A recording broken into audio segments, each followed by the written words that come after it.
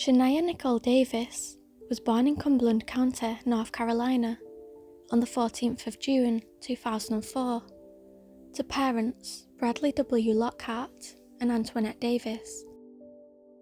Shaniya was a happy, loving and friendly little girl and was a good helper around the house. She loved to play dress up and do girly things, playing with her Barbie dolls and styling their hair. She also enjoyed playing outside and riding her scooter around the neighbourhood. Pink and yellow were her favourite colours. Shaniya was a popular child and well loved by students and teachers alike at Morganton Road Elementary School, where she was a student. At around 6 a.m. on November the 10th, 2009, a seemingly frantic Antoinette Davis woke her sister Brenda and Brenda's boyfriend, Jeri Smith, to tell them that Shaniya was missing from her bed.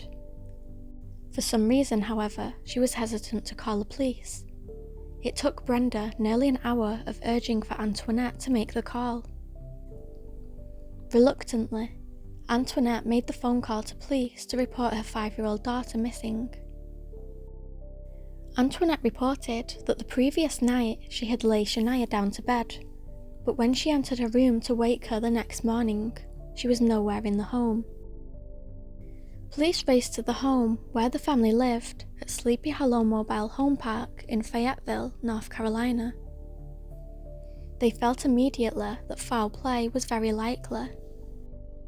Their theory was that someone had snuck into the Davises' home during the night and snatched Shaniya from her bed while she slept.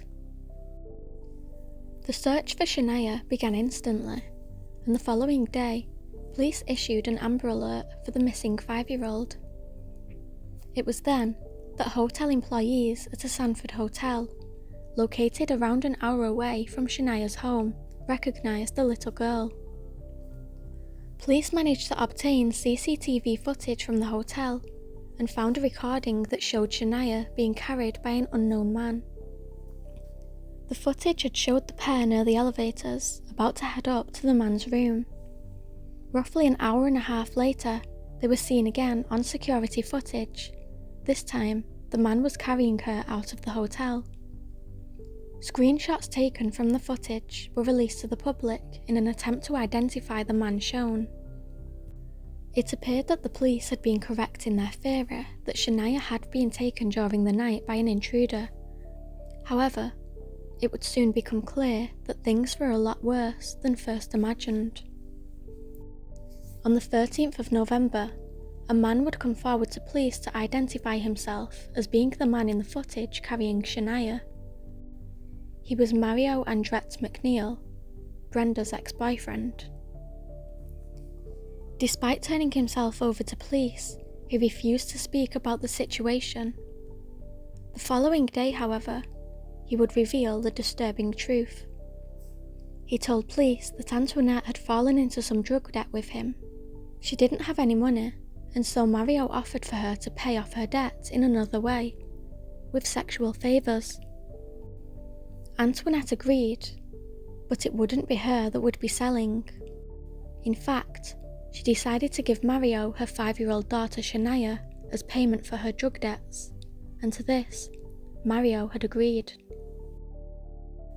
As if this wasn't horrible enough to think about, it was later revealed that the so-called substantial amount of the debt was just $200.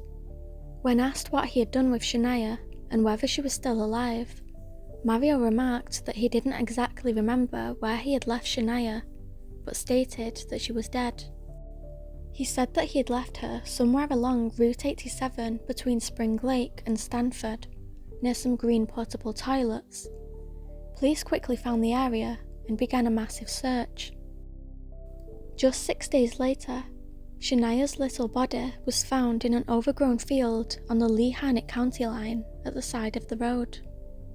An autopsy determined that she had been sexually assaulted and suffocated. Antoinette was also taken in for questioning and broke down in front of investigators, saying, "I gave her to him to cover $200. He was only supposed to have sex." It was determined that on the night of November the 9th, Mario McNeil had been at home with his girlfriend and young child. He had taken cocaine and drank liquor all evening, before deciding to start texting women in his phone, hoping for sex. Eventually, this had led him to text his ex, Brenda Davis. She didn't respond to him as her phone was turned off, but another woman who happened to live at the same trailer park did respond. McNeil made his way to the Sleepy Hollow mobile home park, but the woman who responded to him had fallen asleep. Once more, he'd tried to text Brenda Davis, but again, she didn't answer. It didn't matter though.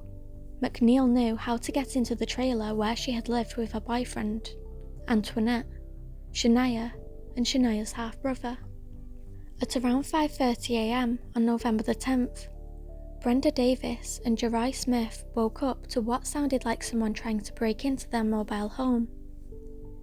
The sound stopped, but as the two were drifting off to sleep, Brenda's sister Antoinette had burst into their room and told them that her daughter Shaniya was missing. Whilst Antoinette went outside to look for Shaniya, her son told Brenda Davis and Jerai Smith that he had seen someone else in the home shortly beforehand. Antoinette, who was 29 years old and pregnant again, was arrested and charged.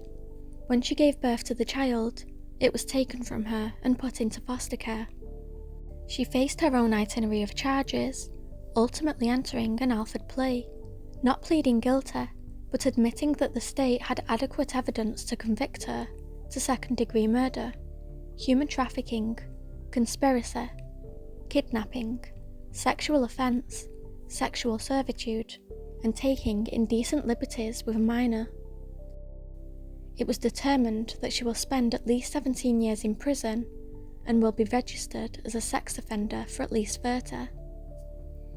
Antoinette apologised to Shaniya's father Bradley in court, saying that she had been too proud to let his family care for their daughter. Antoinette read out a statement in court that said, "I want to say I did the best I could with my children. I never said I was a perfect mother, but I was a good mother. I did what I had to provide for them. I did what I had to make sure they were alright. I didn't have any help from anybody." In response to the statement, Superior Court Judge Jim Ammons told her, "You could have saved your daughter's life and you did not. You had the time, the opportunity, and the means to save Shaniya's life, and you did not. You are not a good mother." Bradley had since stated that he forgave Antoinette a long time ago, and that he knows Shaniya did as well. 32-year-old Mario Andret McNeil was ultimately convicted in May of 2013. He was found guilty of kidnapping, murder, human trafficking, sexual servitude, taking indecent liberties with a minor, and a sex offence of a child by an adult offender. And for this, he was sentenced to death.